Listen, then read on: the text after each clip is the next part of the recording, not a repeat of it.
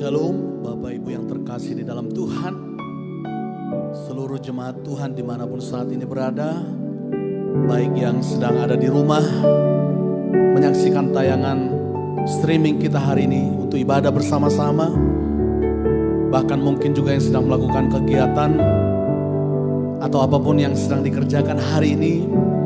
Mari kita sempatkan waktu kita untuk bersama-sama beribadah kepada Tuhan. Saya percaya setiap orang yang memberikan hatinya untuk memuji dan menyembah, Tuhan berikan kekuatan yang baru. Dan kita percaya dengan iman, yang sakit akan disembuhkan, yang lemah dikuatkan, terikat dilepaskan. Bahkan kita percaya dalam hadirat Tuhan, Dia berikan damai sejahtera bagi setiap orang yang percaya dan berharap akan Dia. Mari kita teduhkan hati kita untuk masuk dalam hadirat-Nya. Kami bersyukur ya Aba, ya Bapa, Allah yang menjadi kekuatan kami setiap waktu. Hari-hari ini apapun yang kami alami, kami berserah kepada Tuhan. Kami berserah kepada kehendak Tuhan. Dan biarlah dalam hidup kami terus berjalan bersama dengan Engkau. Dan menikmati hari-hari kami ketika kami memuji dan memuliakan nama-Mu. Izinkan hari ini kami menikmati hadirat Tuhan. Baik kami yang bersama-sama melayani hari ini, juga umat Tuhan dimanapun berada yang menyaksikan ibadah ini. Mari jamah hati mereka, jamah hati setiap orang ya Tuhan. Terima kasih Bapa. Terima kasih, kami bersyukur. Bless the Lord, oh Lord. Bless the Lord. Bless the Lord, oh my soul, oh my soul, sing His glory,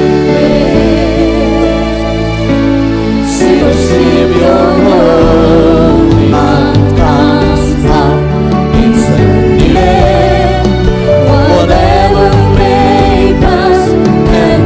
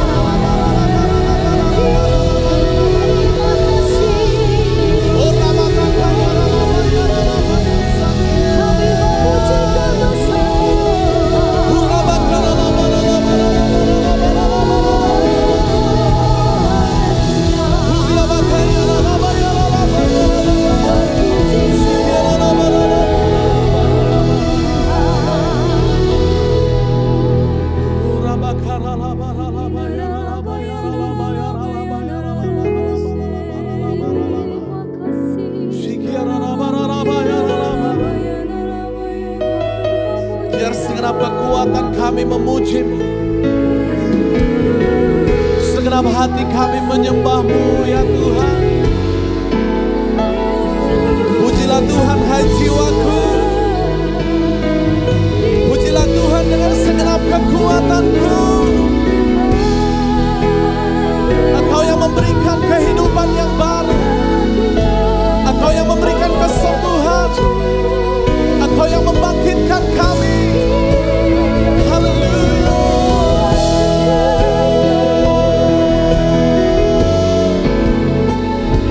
Hati kami percaya Engkau benteng pertahanan kami.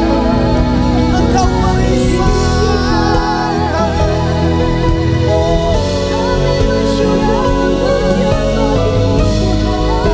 Hati kami percaya.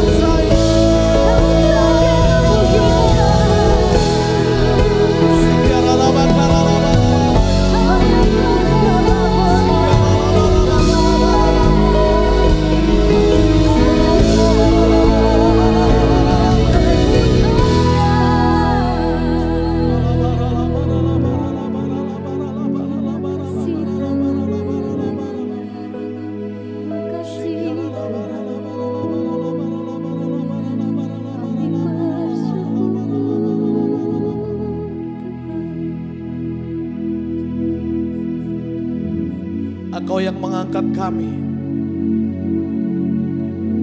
dari dalam kegelapan masuk kepada terang-Mu yang ajaib. Engkau yang membawa kami masuk dalam kekekalan-Mu yang sempurna ya Tuhan. Kami tahu hari-hari ini kami terus lalui setiap proses demi proses, sehingga kami menjadi sempurna seperti Engkau. Terima kasih Tuhan. Terima kasih Bapa.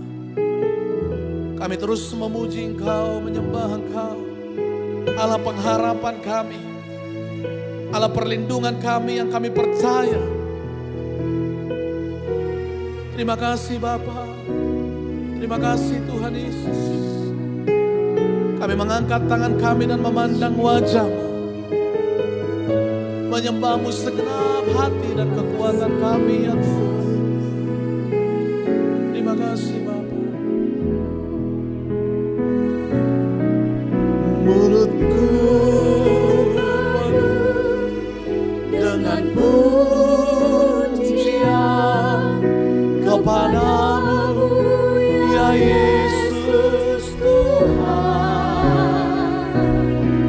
Sepanjang hari ku beri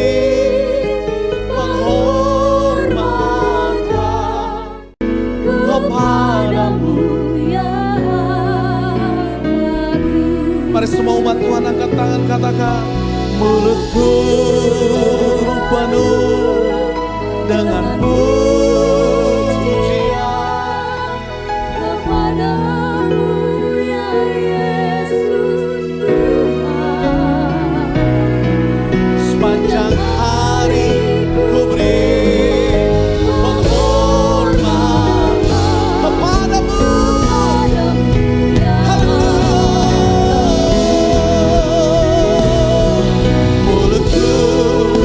Penuh dengan pujian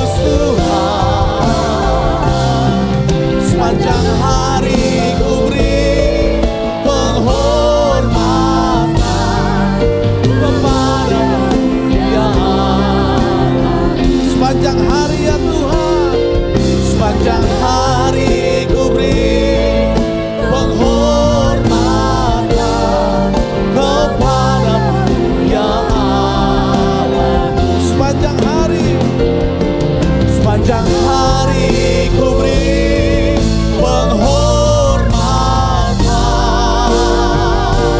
kepadamu ya Allahku. Oh, haleluya.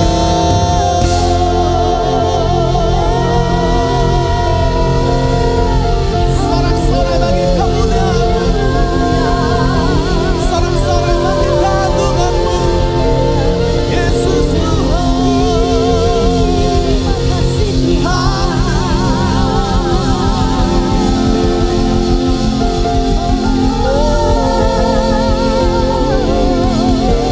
Haleluya. Engkau Allah yang selalu membawa kami dalam kemenangan. Amin. Engkau Allah yang selalu membawa kami dalam kemuliaan-Mu. Yes. Dan kemuliaan yang lebih lagi di hadapan kami. Kami percaya kemenangan demi kemenangan terus Tuhan berikan atas setiap umat Tuhan. Bahkan hari ini kami percaya yang sakit disembuhkan, yang lemah diberikan kekuatan yang baru. Tuhan berikan jawaban, Tuhan berikan jalan keluar bagi setiap orang yang percaya hari-hari ini. Dan damai sejahtera sukacitamu melimpah-limpah atas kami. Di dalam nama Tuhan Yesus, semua kita yang siap memuji Tuhan bersama-sama katakan, amin. Tepuk tangan yang meriah buat Allah kita. Haleluya. Saya percaya bahwa orang-orang yang diselamatkan penuh dengan sukacita dan rindu memuji Tuhan. Setuju katakan amin. Bapak Ibu Saudara yang di rumah juga saya percaya sudah diselamatkan oleh Tuhan, diberkati oleh Tuhan, dilindungi dan dipelihara olehnya. Maka kita memuji Dia dengan sorak-sorai. Yang setuju katakan amin. Tepuk tangan yang meriah bagi Allah kita yang dahsyat dan ajaib. Haleluya. Tepuk tangan sama-sama. Haleluya.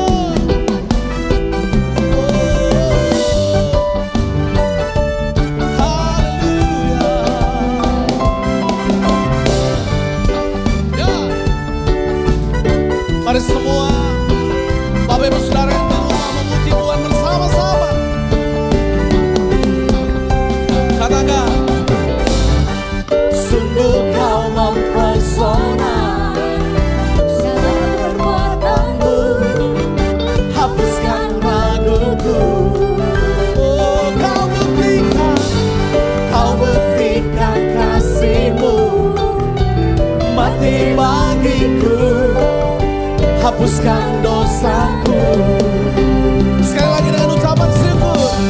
Sungguh kau mempesona, segala perbuatanmu hapuskan raguku. Kau buktikan kasih-Mu, Kau buktikan kasih-Mu, mati bagiku, hapuskan dosaku. sama-sama katakan, Kau ubahkan hidupku, semua menjadi baru. Sekarang ku bersuka di dalam-Mu, Yesusku. Kau jagai hidupku, melangkah di dalam-Mu, sampai ku terima mahkota kehidupan-Mu.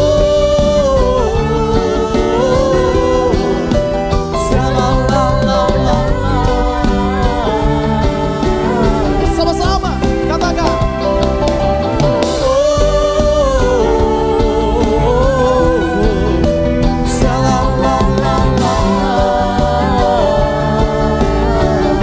mari dari awal katakan, Sungguh kau mempesona, segala perbuatanmu hapuskan raguku. Kau buktikan kasih-Mu, mati bagiku, hapuskan dosaku. sekali lagi dengan unity katakan, Sungguh kau mempesona, segala perbuatanmu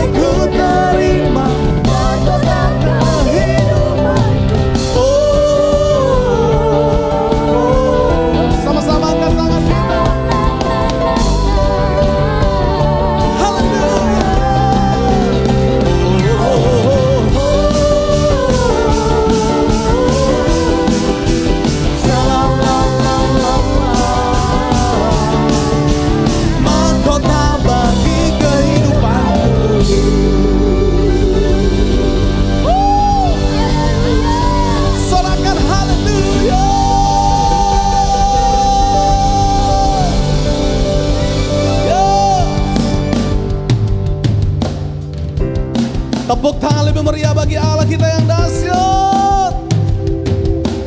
Allah yang memberi kemenangan. Allah yang ajaib.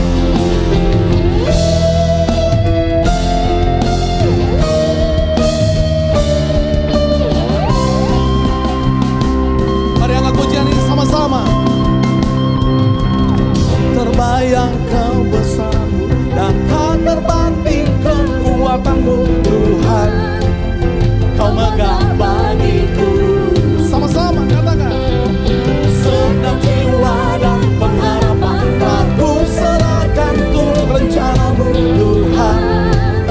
Kau Raja atasku.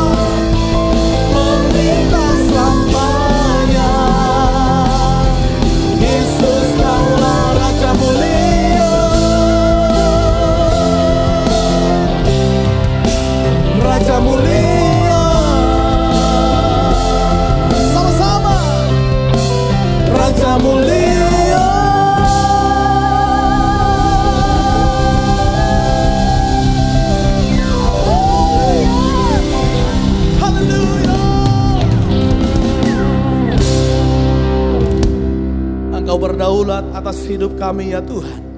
Engkau memerintah atas hidup kami. Memerintah atas bangsa kami, kota kami, keluarga kami.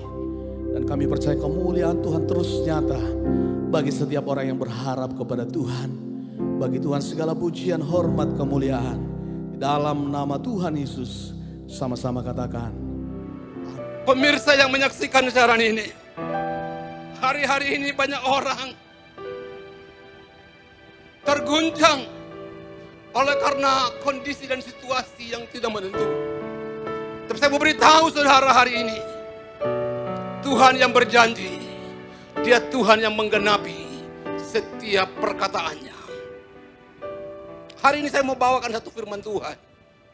Saya percaya dan saya berharap firman ini boleh menjadi berkat, menguatkan yang lemah, menyembuhkan yang sakit, dan memberikan pengharapan yang tidak berpengharapan. Mari kita buka firman Tuhan. Kita buka 1 Korintus, kitab perjanjian baru, surat Paulus kepada 1 Korintus, jemaat di Korintus, 1 Korintus 13, ayatnya yang ke-13. Demikian firman Tuhan, demikianlah tinggal ketiga hal ini, yaitu iman, pengharapan, dan kasih. Dan yang paling besar di antaranya ialah kasih. Bapak Ibu yang Tuhan Yesus kasihi, Alkitab berkata ketiga hal ini yang akan terjadi dan terakhir. Tetapi Alkitab juga berkata, segala sesuatu akan pasti digoncangkan. Berarti iman pun bisa digoncangkan, saudara. Alkitab berkata kasih orang pada waktunya akan semakin dingin. Orang akan mencintai dirinya sendiri. Dan kasihnya semakin dingin. Tetapi malam ini, saya tidak berbicara tentang iman dan kasih.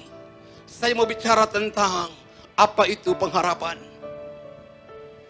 Saya memberi judul, pengharapan orang percaya. Pengharapan adalah kunci dari setiap aspek kehidupan manusia. Ini nyata dan diwujudkan menjadi cita-cita dari semua orang, juga termasuk orang percaya. Akan menjadi nyata bahwa usaha orang berhasil atau gagal, itu akan menjadi nyata. Martin Luther berkata, segala sesuatu yang dikerjakan di dunia ini oleh karena satu kata yang bernama harapan. Dari semula Allah menempatkan manusia di Taman Eden, yaitu Adam. Untuk apa Adam ditaruh di Taman Eden? Apakah supaya Adam bermalas-malasan? Atau Adam bersantai di sana? Bangun, tidur, dan makan, dan tidak melakukan sesuatu hal yang baik. Di dalam Kejadian pasal 2 ayat 15 dikatakan, Tuhan Allah mengambil manusia itu dan menempatkan dalam taman itu untuk mengusahakan dan memeliharanya. Jadi harapan adalah mekanisme yang menjaga agar manusia dengan gigih dapat mempertahankan hidup dan menghayal, membangun dirinya dan juga orang lain. Ada 3 hal penting yang Tuhan taruh di hati saya untuk menyampaikan kepada pemirsa dimanapun Anda berada. Pengertian yang pertama adalah pengharapan adalah connection antara hati dan pikiran kita. Dalam Amsal 17 ayat 22 dikatakan, hati yang gembira adalah obat yang manjur, tetapi semangat yang patah mengeringkan tulang. Itu artinya Bapak Ibu, seluruh pemirsa, dimanapun Anda berada.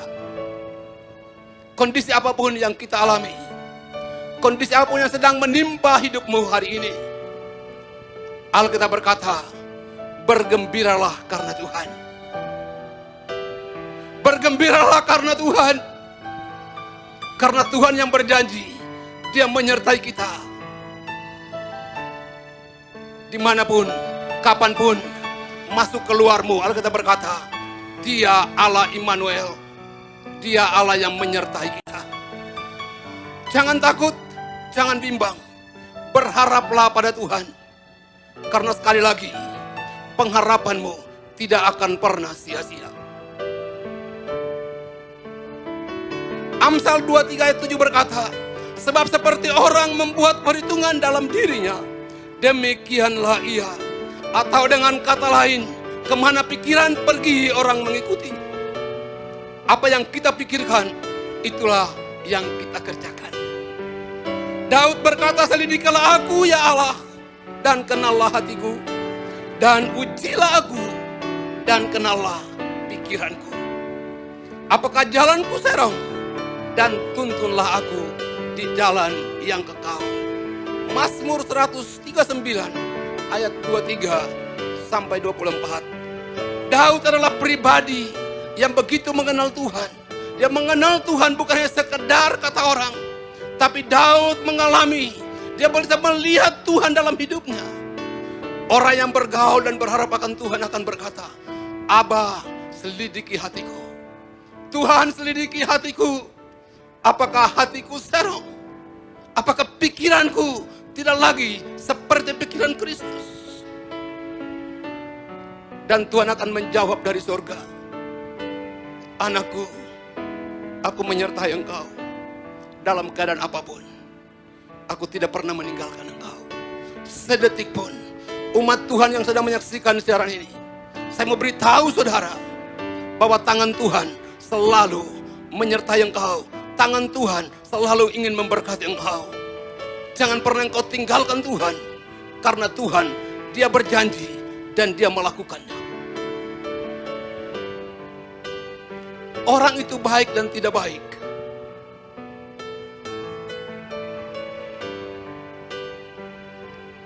akan diketahui lewat ucapan dan tindakannya. Saudara boleh ganteng, saudara boleh cantik, tetapi tanpa kasih Tuhan dalam hidupmu, saya beritahu saudara, hidupmu akan menjadi sia-sia.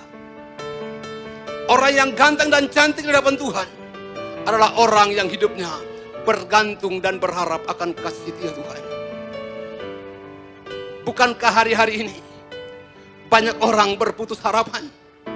Bukankah hari ini banyak orang dipaksa untuk harus pulang ke rumah?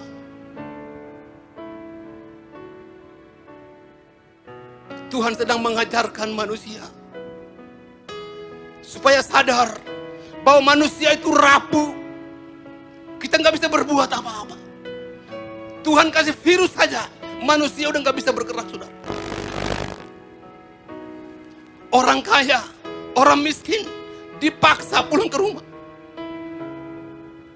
Mungkin selama ini kita berpikir, kita berusaha, kita bekerja, sampai kita tidak mengenal waktu. Tapi hari-hari ini, cara Tuhan memulihkan keluarga demi keluarga, supaya semua orang pulang ke rumah, supaya orang bisa berbakti, memuji, menyembah, keluarga-keluarga bisa membangun mezbah. Itulah cara Tuhan buat setiap kita.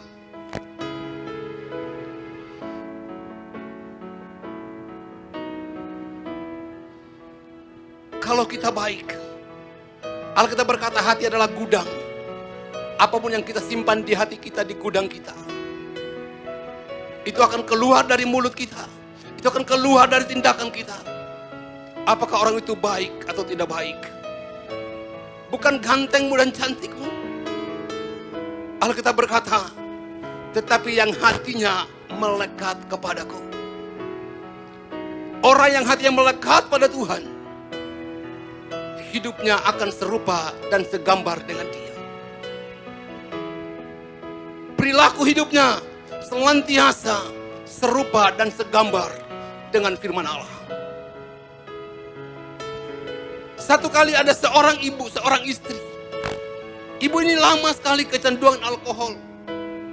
Dan satu ketika, ibu ini berkumpul dengan teman-temannya. Mereka mabuk-mabukan. Dan saat itu suami ibunya ada di sekitar situ.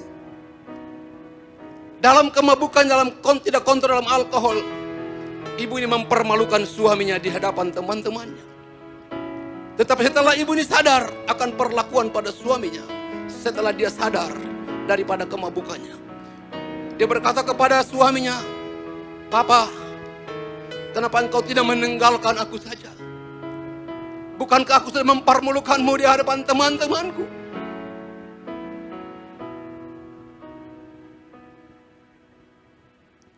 Apa jawab suaminya?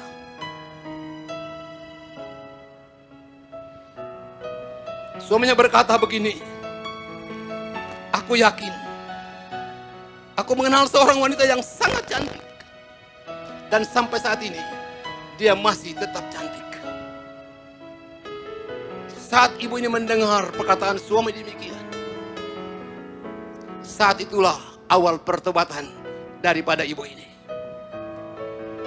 Ternyata untuk membuat seseorang berubah, bukan dengan perkataan yang kasar dan pedas, bukan dengan ajaran yang panjang dan lebar, cuma butuh perkataan yang penuh dengan pengharapan, cuma butuh perkataan yang penuh dengan kasih dan mencintai. Itu sudah cukup untuk membuat orang berubah. Saya teringat akan perkataan Kristus Yesus waktu di kayu salib. Dalam kondisi yang sangat mengerikan, menahan satu penderitaan yang luar biasa. Tetapi karena kasihnya, dia berkata kepada orang-orang yang sedang menyiksa dan menyalibkan dia. Dia melihat ke bawah dari salib itu, dan dia memandang mereka, "Bapa, ampunilah mereka, sebab mereka tidak tahu apa yang mereka perbuat." Saya mengerti satu hal. Tuhan sedang berbicara kepada saya dan saudara pemirsa, supaya kita mengalami kasih-Nya Tuhan, supaya kita mengalami pengharapan baru dalam Tuhan.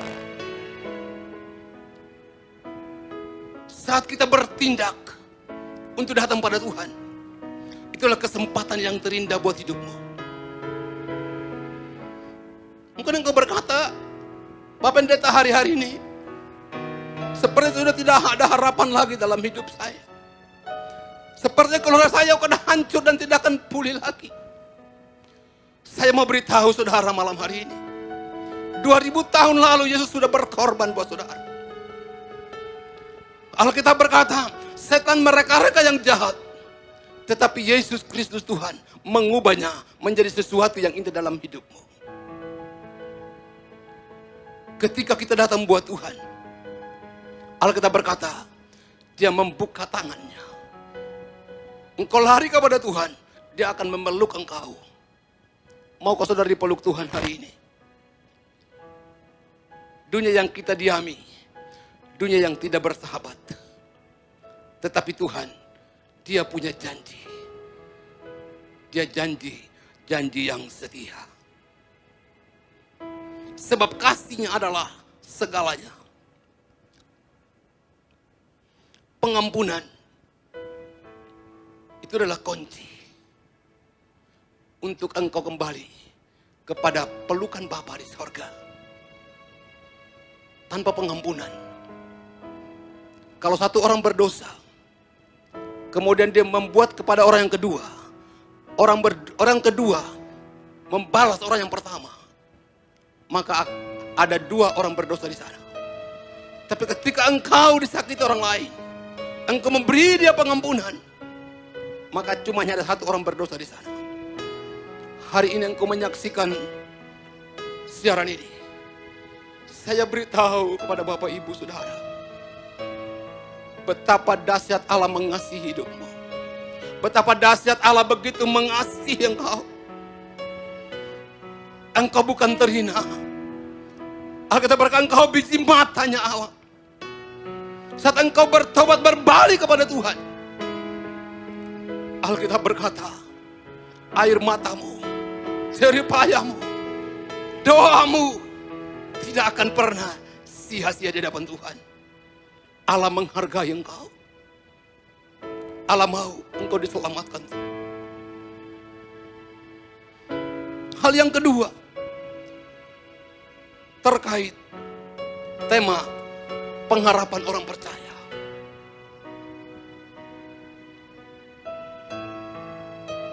Kita buka Roma 5 ayatnya yang kelima. Dikatakan di situ, dan pengharapan tidak mengecewakan. Karena kasih Allah telah dicurahkan di dalam hati kita oleh Roh Kudus yang telah dikaruniakan kepada kita. Artinya apa? Pengertian yang kedua, pengharapan orang percaya adalah pengharapan itu tidak mengecewakan. Haleluya. Orang yang berharap tidak akan pernah dikecewakan Tuhan. Kalau engkau dengar hari ini dan engkau berkata, terima kasih Tuhan untuk janji-Mu. Terima kasih Tuhan untuk firman-Mu malam ini. Aku berkata kepadamu, engkau berharga di mata Allah. Jangan sia-siakan pengorbanan Tuhan dalam hidup. Belum tentu besok engkau masih melihat siaran seperti ini. Belum tentu.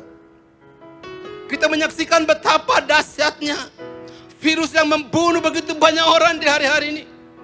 Mungkin itu keluarga kita, mungkin itu suami kita, mungkin itu istri kita, anak-anak kita. Mungkin itu tetangga-tetangga kita. Mereka mati. Tidak ada doa penghiburan. Tidak ada doa berkat. Mereka dikuburkan begitu saja, saudara. Keluarga pun tidak boleh hadir dalam pemakaman. Bukankah ini sesuatu yang sangat mengerikan? Saya mau beritahu, Bapak Ibu, bukan kematian yang kita takutkan. Tapi setelah engkau mati, kemana engkau pergi, itu persoalannya. Saya menantang Bapak Ibu pemirsa, dimanapun Anda berada. Kita tidak takut mati. Karena janji Tuhan buat setiap kita. Mati adalah keuntungan. Dan hidup adalah untuk Kristus. Berarti kita spesial di hadapan Tuhan. Engkau spesial di hadapan Allah.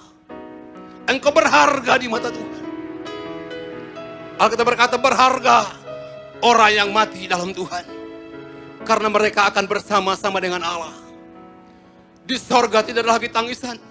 Di sorga tidak ada lagi kelaparan. Di sorga hanya adalah pujian, penyembahan. Mari pemirsa,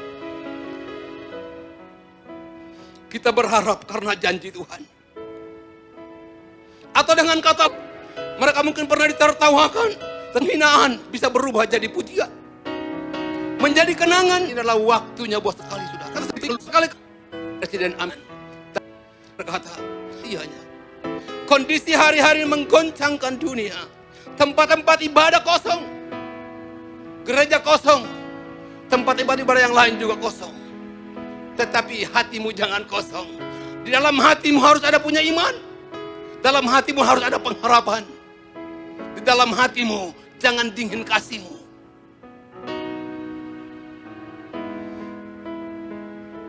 Hari-hari ini hanya untuk mencuci tangan. Kita berpikir dunia begitu canggih. Tapi Tuhan kembali mengajarkan kita bagaimana mencuci tangan yang benar. Bukankah ini sesuatu yang lucu? Enggak, sudah. Sesuatu yang sederhana, yang kita pikir sederhana dan sangat sederhana. Tetapi Tuhan mengajarkan kita bagaimana mencuci tangan yang benar. Saya mau beritahu, bukan tanganmu saja yang dicuci, tapi hatimu, pikiranmu, jiwamu, rohmu dicucikan oleh darah Yesus Kristus. Supaya hidupmu berkenan di hadapan Tuhan. Karena darah Yesus, darah itu yang menyucikan, darah itu yang menguduskan kita. Tidak semua orang berkata dia bisa. Kita bisa berkata kita anak Allah. Bukan karena kita benar, karena kita dibenarkan, karena kita percaya. Ini cukup menjadi pembelajaran buat kita Bapak Ibu, saudara pemirsa dimanapun berada. Banyak orang mengklaim Mazmur 91.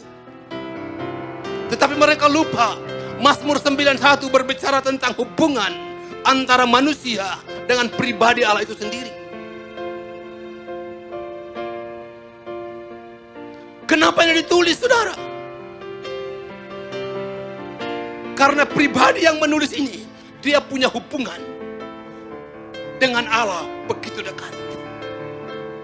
Banyak orang mengklaim ayat pasal 91 Mazmur.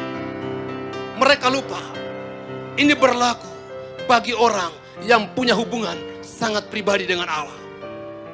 Yang punya hubungan sangat pribadi dengan Tuhan. Punya persekutuan, punya penyembahan dengan Tuhan yang begitu indah. Yang begitu erat. Yang membuat dia mengerti Allah. Dan Tuhan mengerti dia.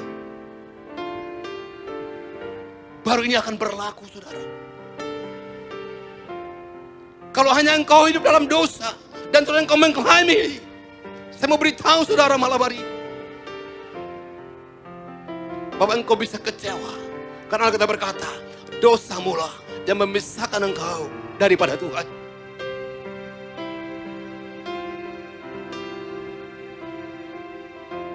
Kalau engkau dengar khotbah ini dan engkau berkata, Tuhan itu aku mau bertobat, aku mau tinggalkan semua perbuatanku hari kemarin, minggu kemarin, bulan kemarin, tahun lalu, beberapa tahun lampau. Tetapi hari ini aku ambil satu keputusan. Mari mengerti kehendak Tuhan. Mari mengerti kenapa Tuhan berbicara seperti itu. Jangan buru-buru mengklaim sesuatu yang Anda tidak mengerti. Tuhan mau kita mengerti. Tuhan pakai setiap kita untuk dan engkau mengalami apa itu perbuatan-perbuatan dahsyat daripada Allah.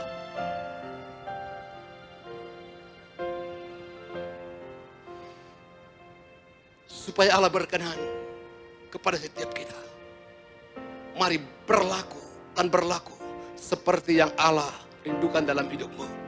Engkau akan mengalami itu. Bukan hanya kata orang, tetapi engkau, saya, kita akan mengalami itu.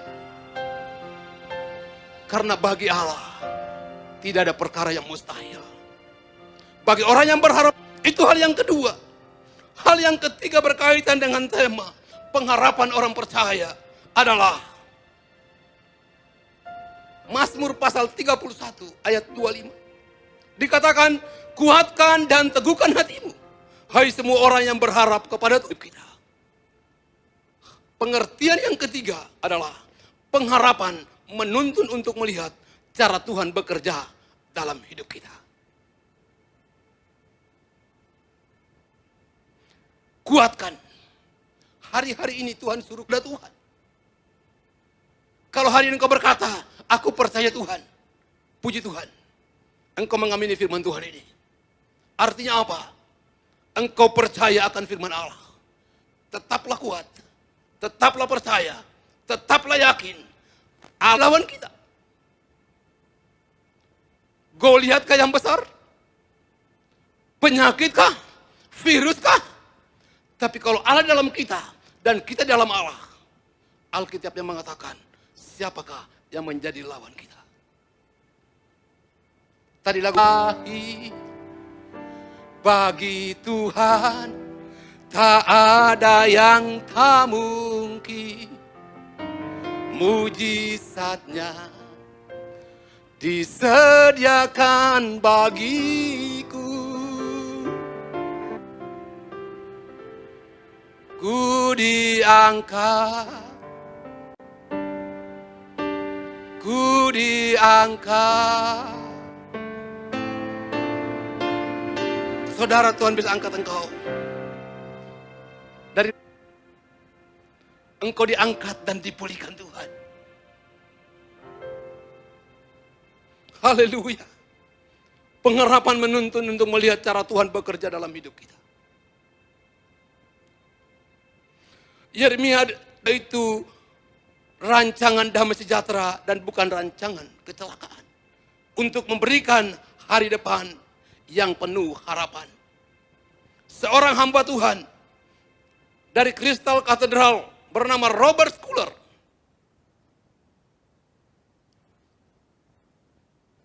Dia berkata begini,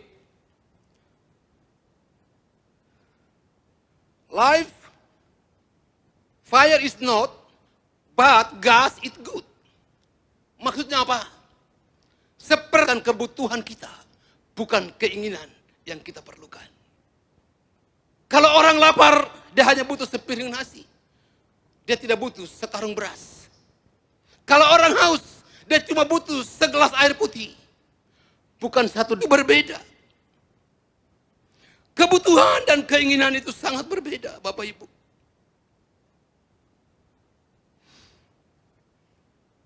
Kehidupan itu seperti tidak adil, Alkitab berkata. Tetapi Allah itu adil. Mungkin pergumulan, bukan apa yang kita inginkan. Karena kebutuhan dan keinginan itu sesuatu yang sangat berbeda. Kebutuhan itu terbatas, tetapi keinginan tak terbatas. Mari miliki kebutuhan. Pergumulanmu hari ini, mungkin pengharapanmu hari-hari ini menjadi kendor. Mungkin engkau berkata, seperti itu tidak ada lagi harapan buat saya dan keluarga saya. Ada banyak orang di luar mungkin berkata, aku mau bunuh diri saja. Tapi engkau dengar firman Tuhan, maka di mataku. Karena engkau aku tergantung di salib. Dan aku rindu, adalah engkau orangnya datang padaku hari ini. Dan engkau pasti diselamatkan Tuhan. Saudara yang kasih dalam Tuhan. Kita butuh terlalu kecil untuk memikirkan cara Tuhan bekerja. Tuhan bisa bekerja lewat masalah. Tuhan bisa bekerja dengan penyakit.